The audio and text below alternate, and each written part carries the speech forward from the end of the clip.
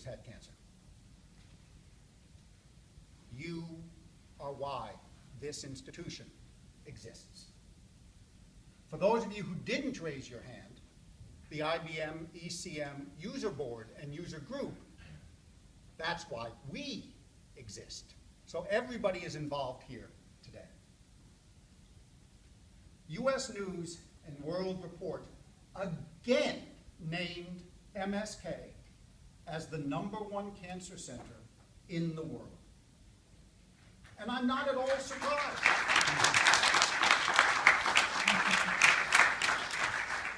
Thank you.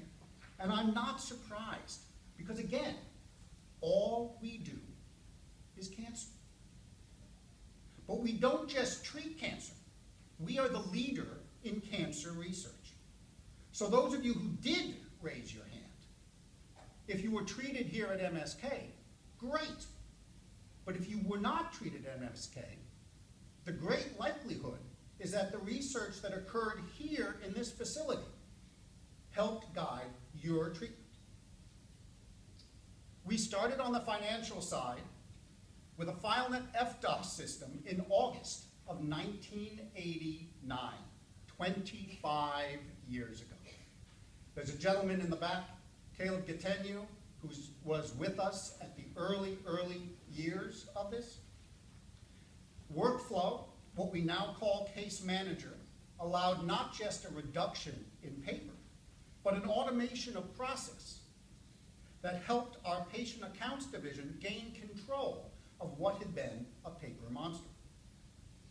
By 1995, when I joined the team, the medical records department was being brought online.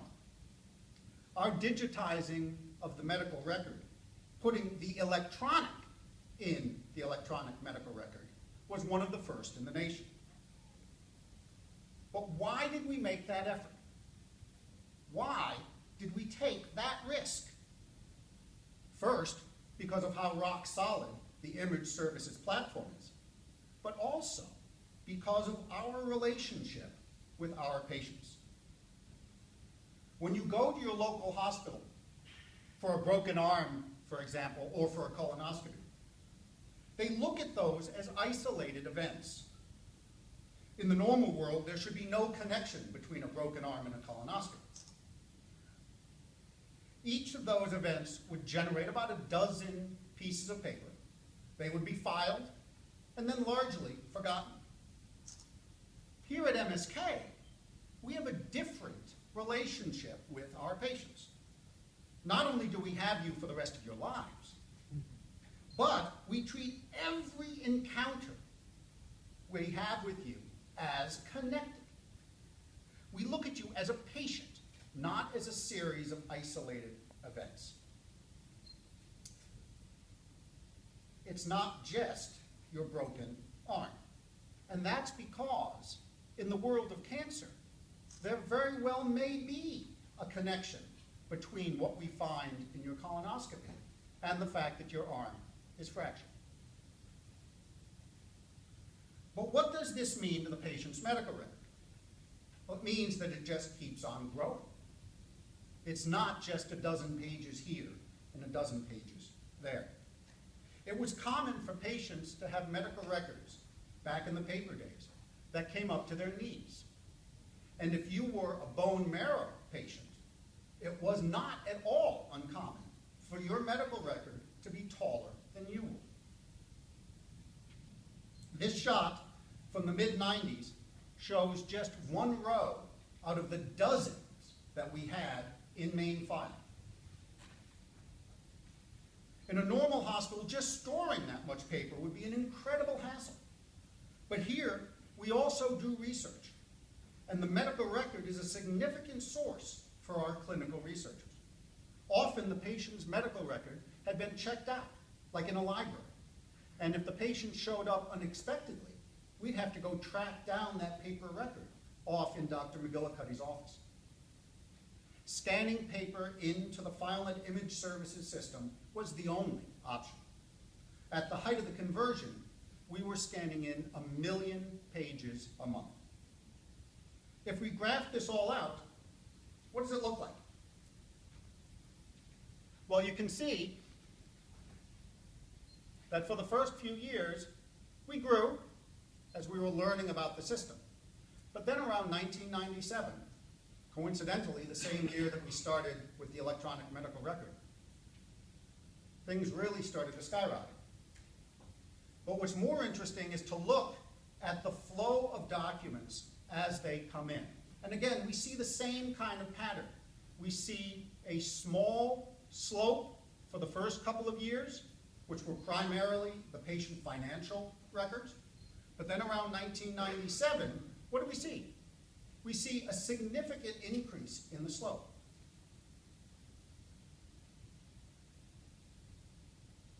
But once we started graphing and monitoring the flows of documents into the system, it was easy to start doing predictive analysis.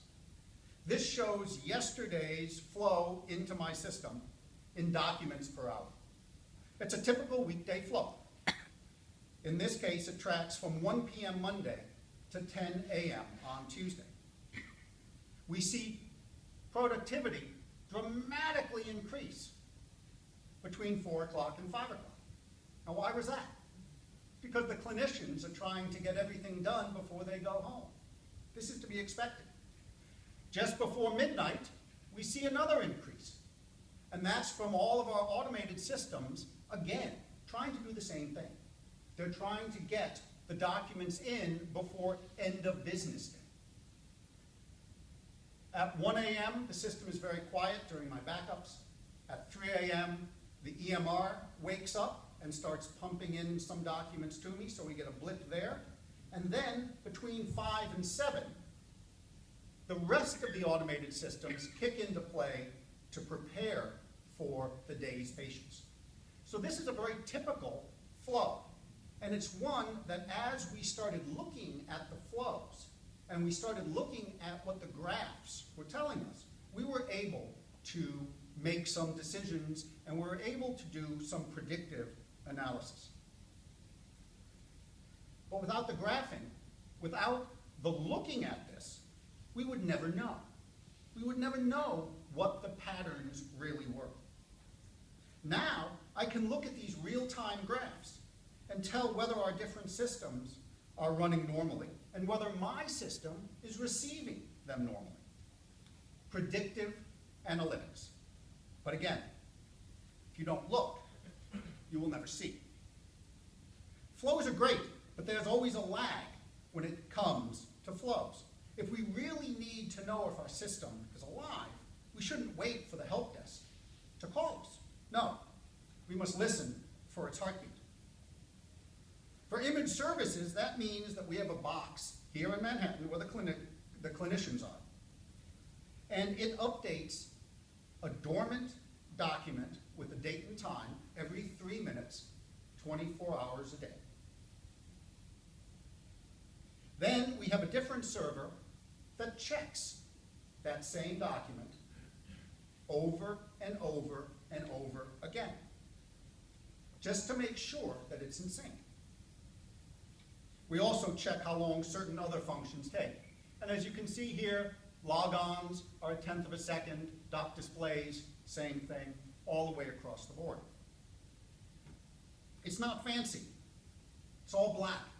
It's just straight HTML. But if any parameter comes back out of the acceptable range, it shows up as red text on this page. And it sends an email and a text message to our operations support staff. The red text allows our operations staff at the data center to quickly identify what's wrong. This heartbeat is so robust that a few years ago, I was on the deck of an aircraft carrier sailing into New York Harbor for Fleet Week. And my FileNet system pinged me on my phone. And it said that doc displays were taking 2 seconds. Unacceptable.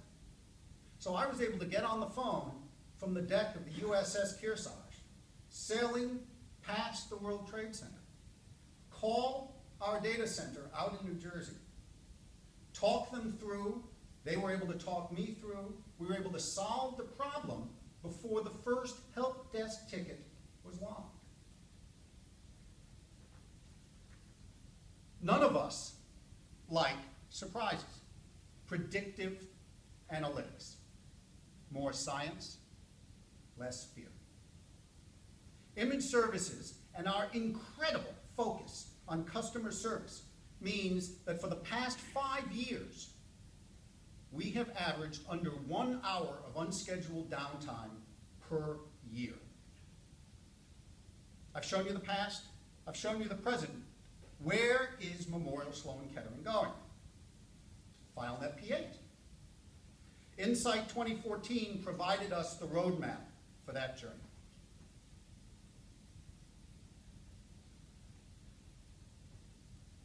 This is a simplified diagram of my current image services system. It's an IBM servers running AIX with 50 terabytes of EMC DASD for my documents. Typically, one would build an entirely new system for P8, and we're doing just that. But at Insight 2014, IBM announced Content Navigator 203. For those of us firmly entrenched in image services, this was a moment of epiphany. 203 communicates with both image services and P8. This is ginormous. Why? Because it allows us to modify existing systems so that they can communicate back and forth, and the documents in the background don't matter. So it doesn't matter where they are. I'll get to you in just one moment. Okay? But that's not all. Okay? My legacy 200 million documents currently reside on the EMC Centera. But what I can do now is the migration forward onto P8 without the pressure of deadlines. And I can do it in the background. Okay? And my users never need to know. As the back-end guy, as the goalie, who is constantly being shot at, this is heaven. Okay? I don't want my users to know that I exist, and I don't want my users to know my system exists. So, IBM, thank you for allowing me to stay in the shadows. Okay? Go ahead, sir. So you moving your system over to Infinity Vein? In order to, Infinity Vein. it's what I believe, this is still in negotiations, but I believe that we're going to be remaining with an EMC product as the repository for the actual documents. The rest of it is going to stay on IBM and AIX, but it'll be on Infineon, I believe. It's my pronunciation of it may not be correct, but it's the next generation past Centera. All right, thank you.